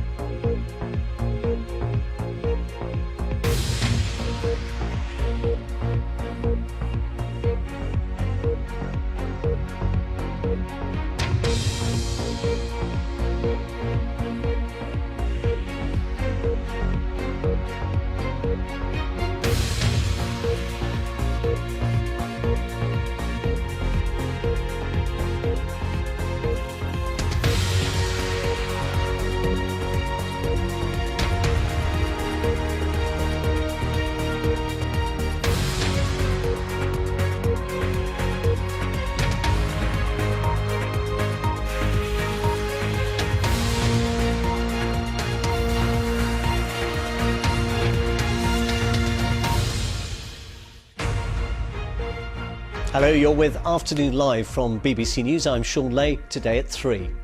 More defections over Brexit. This time Conservative MPs leave their party, accusing it of moving to the right. When we allowed a cabinet minister to say F business, and we have a prime minister bullied into submission by the ERG, and is now dragging the country and Parliament, kicking and screaming, to the edge of a no-deal abyss. I'm done. Heidi Allen, Sarah Wollaston and Anna Soubry sat with the new independent group of MPs at Prime Minister's Questions. The Tory Deputy Chairman only learnt of their decision during a live broadcast. What is your reaction? Well, it's obviously it's disappointing. It's very sad and disappointing. Joan Ryan has become the 8th MP from Labour to quit and join the new independent group. In other stories this hour, the last stronghold of the group that called itself Islamic State in Syria is falling. The village of Baghouz was all that was left of what they once called a caliphate. The family of the UK teenager who left to join IS in Syria says they'll challenge the government's decision to strip her of her British citizenship. And coming up on Afternoon Live, all the sport with Damien. Afternoon to you, Damien.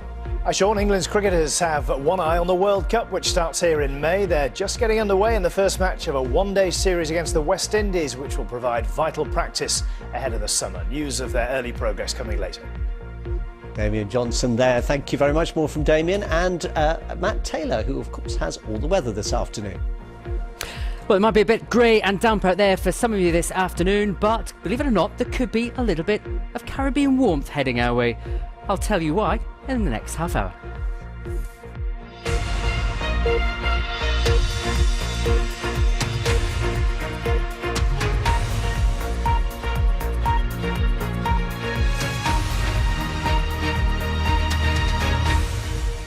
Hello again to you. This is Afternoon Live. I'm Sean Lay. Now, 3 Conservative MPs have resigned from their party today over Brexit and what they call the Tories' shift to the right. Anna Soubry, the MP for Broxtowe, Sarah Wollaston, the MP for Totnes, and Heidi Allen, who sits for Cambridgeshire South, will all now be part of the independent group, which was made up of 8 former Labour MPs who left their party this week, one of them this morning. Heidi Allen said the Prime Minister had been bullied into submission by hardline Brexiteers. Anna Soubry, who we'll hear from in just a few moments, urged Cabinet Ministers worried about the prospect of a no-deal Brexit to have the courage to leave the government and join them. Our political correspondent Nick Eardley has been watching the developments. This might look fairly normal, but it's a big deal here. These 3 should turn left, but turning right shows they've just resigned from the Conservative Party. Taking their seats in a new political home, Heidi Allen, Anna Soubry and Sarah Wollaston, joining former Labour MPs in a new independent group. It certainly feels different up here on these benches today, that's for sure. Politics at Westminster is so often tribal, but there are signs of shifting sands. Once political opponents, in Brexit Britain, they've become allies. The 3 former Tories all say this wasn't an easy decision, but they no longer feel the party represents them. The right wing, the hardline anti-EU awkward squad that have destroyed every leader for the last 40 years, are now running the Conservative Party from top to toe. I can no longer represent a government and a party who can't open their eyes to the suffering endured by the most vulnerable in society. Suffering which we have deepened whilst having the power to fix. If I wouldn't stand to be a Conservative MP, if I wouldn't encourage others to vote Conservative in a general election, then how can I possibly continue with the Conservative whip? The party's deputy chairman, James Cleverly, was told of the resignations live on air. Heidi Allen, Anna Soubry and Sarah Wollaston have resigned from the Conservative Party. What is your reaction? Well, it's obviously it's disappointing. It's very sad and disappointing. This all began on Monday when 7 Labour MPs quit their party. They've now been joined by an 8th, Joan Ryan, and there are warnings more could follow. I can no longer ask people to vote for Jeremy Corbyn to be Prime Minister of this country because I don't believe he's fit to be Prime Minister of this country. The resignations were an elephant in the room at Prime Minister's Questions. 2 leaders both facing accusations their party has drifted. Mr Corbyn promised he was committed to tackling anti-Semitism. The PM said she was saddened by today, but determined to lead a moderate party. This is no longer a one-party issue. Labour MPs and Conservative MPs are both saying we've had enough. We can no longer support the party that we've been members of for years. The impact that this will ultimately have on the British political landscape won't be clear for weeks, potentially months. But what is clear is that the historic allegiances in Parliament are fraying. Will they fray further? Will there be more Conservative and Labour MPs joining forces soon?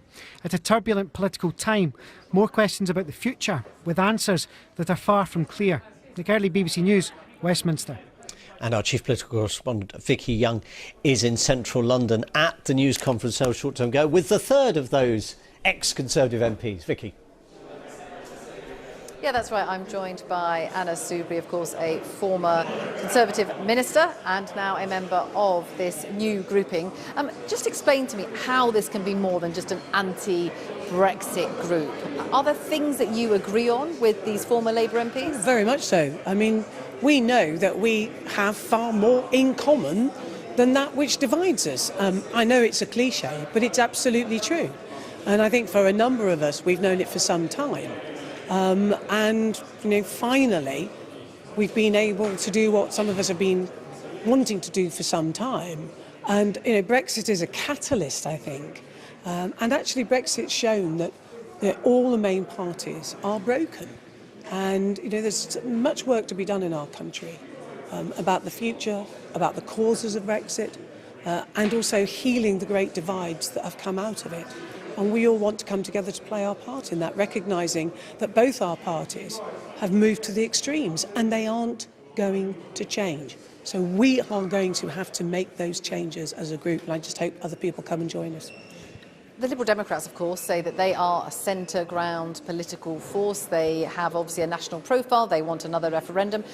Why not join them?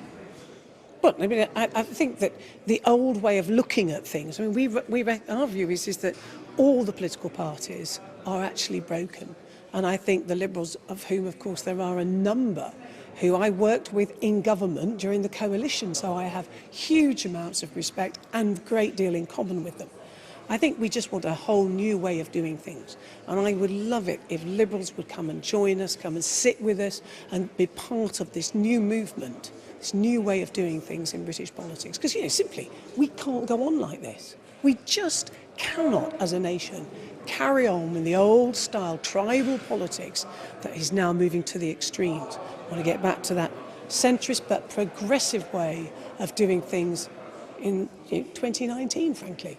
The thing is, though, people are tribal, aren't they? Many people, like yourself, have been in political parties for years and years and years. It's a very difficult decision for people to make. How confident are you that other Conservatives would be likely to join you? No, I'm so sorry, but that's the whole point. I don't mean voters, I mean people sitting in Parliament. No, I'm sorry, but Heidi Allen is an extremely good example of it. She hadn't joined a political party until I think it was 2012. So, I mean, it's different for her and Sarah Wollaston. They didn't come through that political system like you did, but what about other Tories? I didn't come through it either. Remember, I left politics, 40 years ago, and went on and did other things. And I only came back and joined in 2002. So I'm not some career politician any more than Heidi and Sarah are. And I think that's one of the things, I think some people find it quite refreshing. That's why we do speak.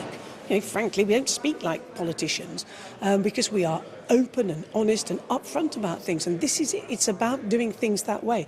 But there are some people who, of course, have been involved in politics for many years. And I don't decry them for that. Because for them to leave what is really part of your family is a tough choice for many people. But in their hearts, they know the Conservative Party is doomed. It's gone to the right. And there's no way back now. Wouldn't you have been better off staying and fighting? That's what obviously some people say, is that you're better off staying there. And things do change. Yeah, well, things could change. But things are very flexible. They're very volatile in politics. No, because the reality of it is that the Conservative Party is now the party of Brexit. That's the point. It's now proud of the fact it's delivering Brexit. There's a whole bunch of people. One Nation Conservatives, I was a Conservative, but my values and my principles haven't changed. I've not changed at all. It's the party that has changed. It has drifted to the right. That is the problem. And the idea that you just stay in and hang around and keep on fighting. You don't join a political party to fight it, and you don't stay in to skirmish on the margins when you've actually lost the battle, because they have won. They won the referendum and they have taken over the party, and they most certainly have taken over the associations. That's why Theresa couldn't get her Chequers agreement through. because the associations were up in arms. And now we see the appalling situation with long-standing, loyal, sensible members of Parliament being called traitors, being threatened with deselection, being pilloried and vilified by these people, many of whom are now joining the Conservative Party and engaging in that. And the leadership of the party is just standing meekly by and doing nothing. It is quite disgraceful. It's gone. It's lost. This is a fresh start. What happens if Theresa May gets a deal, brings it back, and it does get through Parliament, and we leave the EU? Where does that leave this group of MPs? Well, we have got so much other work that, in fact, the government's got masses of work it should be getting on and doing. And of course it isn't. So for us, there are all manner of things that we believe in. Some of this, the problems that we have with social injustice, the benefits system, the lack of social mobility, making sure that, notwithstanding, if we do leave the European Union in the way that it looks like we might, that we actually try somehow to restore our economy. There's a huge job of work to be done. We've got to be looking at the causes of Brexit and indeed healing our country. Things that this government is simply not doing, and it can't do it. It's incapable of doing it. Had 2.5 years to do it. You know, we've had 2.5 years to get the promised trade deal, and we still haven't got it. And what will happen if we leave at the end of March on Mrs May's agreement is there will be more rows, more uncertainty as we try and sort out what sort of Brexit we want. And that is bad for Britain, bad for British people, bad for business. And the only way through it all is to get it back to the British people. Have that second referendum, a people's vote. Let the people decide. Let them take the next stage forward. Okay, Anna Soubry, thank you very much indeed. So everyone really waiting to see in the coming months how much influence this group of MPs of, at the moment, just 11, can have on politics. Vicky Young, our Chief Political Correspondent there. Thank you very much. Vicky there with Anna Soubry. Let's speak now to the leader of the Liberal Democrats, Sir Vince Cable, who's at Westminster. Sir Vince, good afternoon to you. I suppose listening to that and some of the other things that have been said, you know, more in common than divides us, let's bring an end to tribal politics, time for realignment. This all sounds horribly familiar to you, doesn't it? It's the kind of stuff that people like you were saying in the Labour Party at the beginning of the 80s before you were a councillor then. I think you've been a special advisor in the Labour government before you went to help found the SDP. I mean, is it another full storm? No, I don't think so. I think this is serious. I think the three women today from the Conservatives have been very courageous. I think it's very positive. I think the fact that the splits are happening on the Conservative side as well as the Labour side is very good. I think it bodes well for British politics. I feel encouraged that we now have potential allies in the centre ground of politics, and I look forward to working with them in Parliament and outside. There are more of them than there are of you now as Liberal Democrat MPs. I mean, it might raise the question of who should be working with whom. Well, I think there's 11 of each, but that may change. But, you know, Anna Soubry said, you know, she wants us to sit with them and work with them, and I look forward to doing just that. Trouble is, it's the sustainability of that, isn't it? I mean, this was the problem the SDP had in the early 80s, that, you know, the SDP sat with the Liberals, they then operated together. I mean, this is all speculative whether this would ever happen now, but the reality was that the political system, particularly the electoral system, defeated attempts to have multi-parties, at least in the English part of the UK. Is there not a danger they'll find exactly that this time around? Well, I think where you're absolutely right is that it would be foolish for my party and this independent group to fight with each other and compete with each other in elections. The first past the post system means that, you know, we would damage each other very badly. It would be a foolish thing to do. So we have to cooperate. There is a lot in common in terms of values. Anna reminded us that we'd worked together in the coalition, and it was a very good relationship. We totally share their views about Brexit. Indeed, it's very important that we remember that the Brexit issues are not resolved, and next week and in the coming weeks we're going to have to work with them and others to make sure that the damage that Brexit could do is stopped. There is a danger, I suppose, always with this process that when people leave, other people who are trying to influence their party from within find their position weakened. Do you think there's a risk that what will happen will actually polarise the bigger parties further and actually make compromise and agreement on things, big national issues like Brexit, much harder to achieve? Well, there is a risk of that, but as I think, as Anna and her colleagues pointed out, the Conservative Party is now being taken over by militants, by UKIP people essentially. The polarisation is taking place at the grassroots, and I fully understand why MPs, whose position is becoming impossible, have decided to break away. It's a very understandable political response. I wasn't an MP actually in the early 80s, but I did respect those people in the Labour Party who did that move, and I think it was the right thing to do. But we're in a very different situation now. It's a different world. The whole concept of Brexit didn't exist when the SDP Liberal move took place, and we've got to deal with the world as it is. It's a dilemma for Liberal Democrats, though, isn't it? Because in a sense, for many years, you were the party that people went to when they felt angry and disaffected what the two bigger UK parties were doing, Labour and the Conservatives. And under the late Paddy Ashdown, you were very successful in kind of motivating that and building on that, and then got big electoral strength yourself. Is there a danger now this will completely eclipse you? No, I don't think so at all. I mean, I think that we've come at this from a different direction. We've had two difficult general elections, as you know. We were in the coalition government. It's created a different history. But the simple truth is we've got two groups now. Ours an established political party with 100,000 members, roughly 2,000 councillors, a big infrastructure, a local organisation, and we've got another group which shares many of our values, which has common objectives.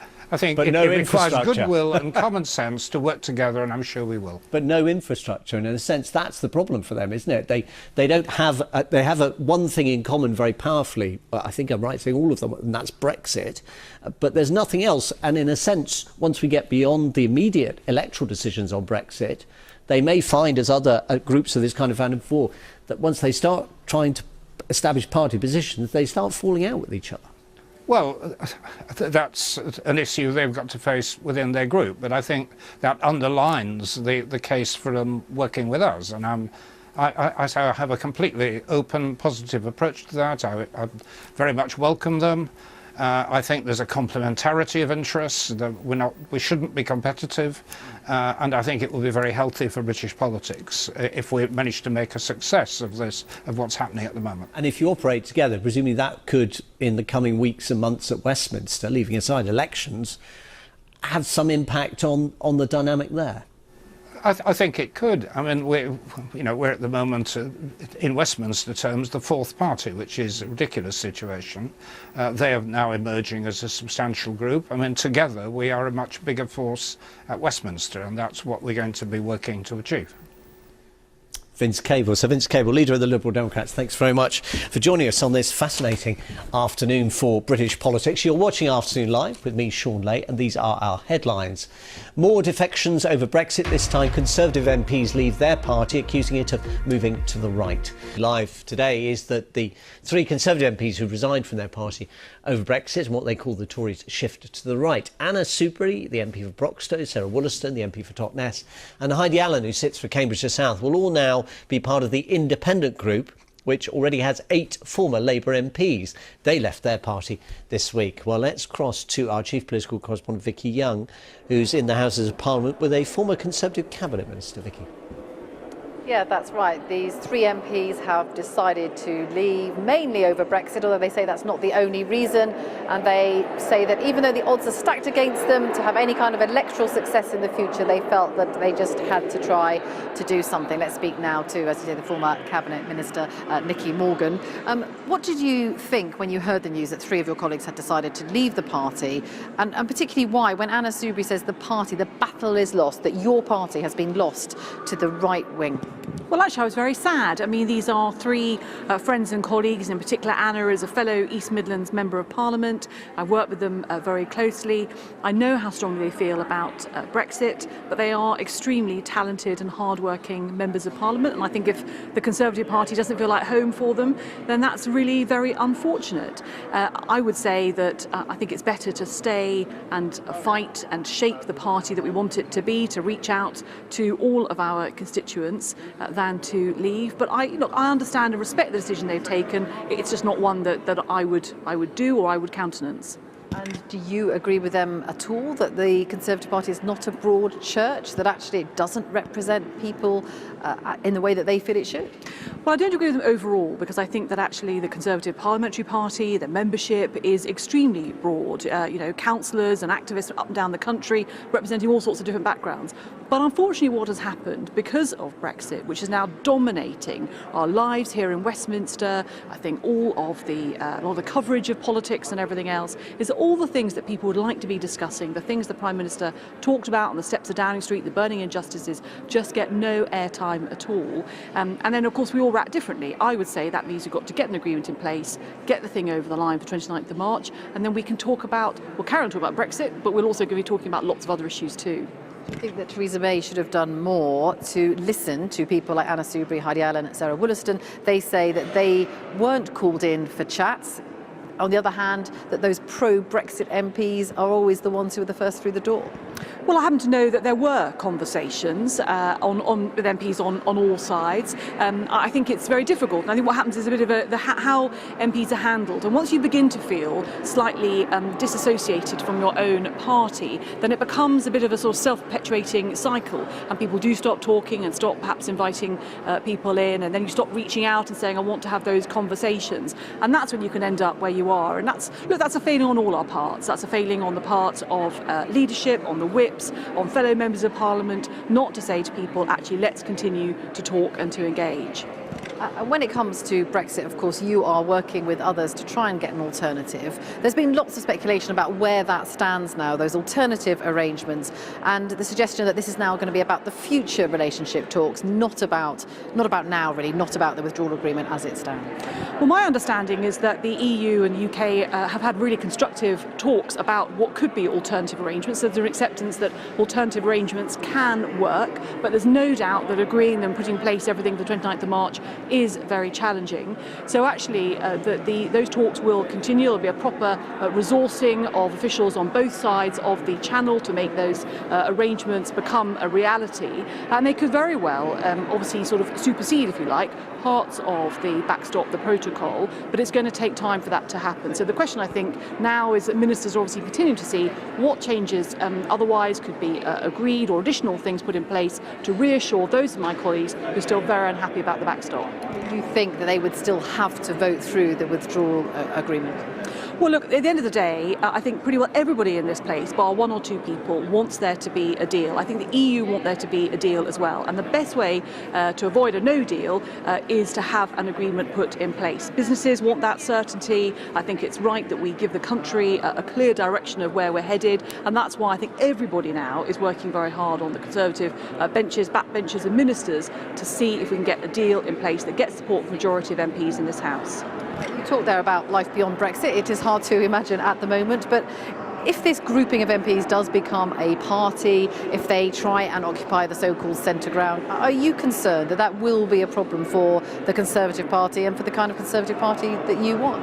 Look, I think it'll be a challenge for all of the main established parties. There are others, Liberal Democrats, who already would consider themselves to be more in the centre ground. It'd be a challenge for them too. But I don't think any political party should be frightened of other people setting up and pointing out issues that need to be tackled in modern Britain. The question is how the Conservative Party, my party, will respond. I think we've got lots of things we can talk about that would illustrate that we do very much get the concerns and want to address the issues that people have. But we've got to make sure that we create space so we get this Brexit issue resolved as much as we possibly can to create the space to make sure we take those issues on.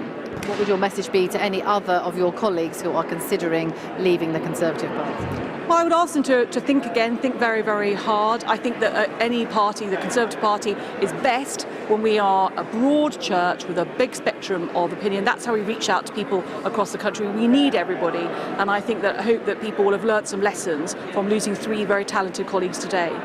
Vicky Morgan, thank you very much indeed. And that is the message that's coming out from other ministers actually as well on the Conservative side, saying that the leadership has to look very hard about why those three MPs felt that they no longer could stay in the Conservative Party. Vicky Young at Westminster, thank you very much. Busy afternoon for Vicky and all of her colleagues there in the BBC's political unit. Let's pause for a moment and remind ourselves, because often with these stories the news kind of moves so fast that we're kind of chasing and having to remind people where we got to this stage, we've been hearing reaction from Nicky Mormon to the news of those 3 defections. Let's hear from these MPs who've left themselves, who referred to themselves at one point to their news conference this lunchtime as the 3 amigos. As my friend, and he is my friend, Chuka Ramuna said on Monday, you don't join a political party to fight it, and you don't stay in it and skirmish in the margins when the truth is the battle is over and the other side has won. The right wing, the hardline anti-EU awkward squad that have destroyed every leader for the last 40 years are now running the Conservative Party from top to toe. They are the Conservative Party. Dear friends, and they are dear friends, now former colleagues, who share those one nation values and principles, will of course today deny it. But I believe in their heads and in their hearts, they know it's over. And the reason they know it's over is because we lost the referendum, and Brexit now defines and shapes the Conservative Party. I believed I was part of a party who worked collaboratively, welcomed knowledge, and had the empathy to feel. But I have slowly but surely realised that I am not. I can no longer represent a government and a party who can't open their eyes to the suffering endured by the most vulnerable in society, suffering which we have deepened whilst having the power to fix. The Conservatives were always recognised as the party of economic competence, but when we allowed a cabinet minister to say F business, and we have a Prime Minister bullied into submission by the ERG and is now dragging the country and Parliament, kicking and screaming to the edge of a no-deal abyss, I'm done. I want to be part of something better, a party that people vote for because they want to, not because they feel they have to. And this is about more than Brexit. I joined the party after spending 24 years as a frontline doctor in the NHS, wanting to make a difference, joining a tolerant, moderate, open-hearted Conservative Party, which I think has now disappeared. I'm afraid the Prime Minister simply hasn't delivered on the pledge she made on the steps of Downing Street to tackle the burning injustices in our society. And I think that what we now see is that the party that was once the most trusted on the economy and on business is now marching us towards the cliff edge of a no-deal Brexit. I've been saying for weeks that if it became main party policy to deliver no deal, then I would have to leave. But I'm afraid there comes a point when running down the clock is in effect the same thing. And none of us are prepared to wait until our toes are at the cliff edge before we take a stand. Sarah Wollaston there, the now independent MP for Totnes in Devon. Now, she joined the Conservative Party and became active in Conservative policy, becoming selected under the process of open selections, which were introduced by David Cameron when he was Conservative leader. And Mr Cameron has tweeted his reaction to the news. He says, I'm sad that 3 talented Tory MPs have left the Conservative Party. I backed the open primaries that saw 2 of them, Sarah Wollaston and Heidi Allen, elected and supported them all. I respect their decision but disagree with them. We need strong voices at every level of the party calling for the modern, compassionate conservatism that saw the Conservative Party returned to office. Our party has long been able to contain different views on Europe. Everyone must ensure that that can continue to be the case. A warning there from the last Conservative leader. I think you can read between the lines of that particular tweet that the Conservative Party should be careful about welcoming the departure of these people, even if they disagree with them on the question of Europe. Of course, that relationship with Europe has been a running sore for the Tories and Labour, but perhaps more prominently for the Conservatives over the last 40 years. Let's talk now about something other, business, with Vishala Sripathma. And in a moment, she's going to be telling us what's in the business news. Welcome. Good to have you back with us. First, though, let's take a look at the headlines here on Afternoon Live. More defections over Brexit. As I've been saying, 3 Conservative MPs have left their party. Another Labour MP has also left hers. Joan Ryan becomes the 8th to quit Labour and join the new independent group in Parliament.